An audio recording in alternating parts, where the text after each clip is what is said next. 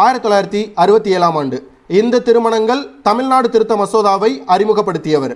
2023 TNPSC எக்ஸாமில் கேட்ட கேள்வி இது. சால்வ் பண்ணுவோமா? 1967 சுயமரியாதை திருமண சட்டம் கொண்டு வராங்க.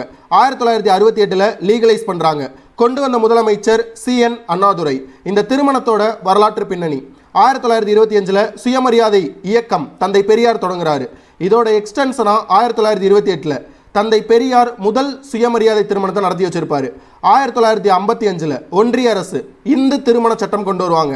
இந்த சட்டத்தில் தமிழ்நாடு அரசு சீர்திருத்தம் கொண்டு வருவாங்க 1967. இந்த சட்டம் பெயர் தான் இந்து திருமணம் தமிழ்நாடு திருத்த மசோதான்னு சொல்லுவோம். இதில் செக்ஷன் 7A சொல்லிட்டு ஒன்று சேர்த்திருப்பாங்க. இதுதான் சுயமரியாதை திருமணம். தமிழ்நாட்டில் மட்டும்தான் சுயமரியாதை திருமணம் லீகல்.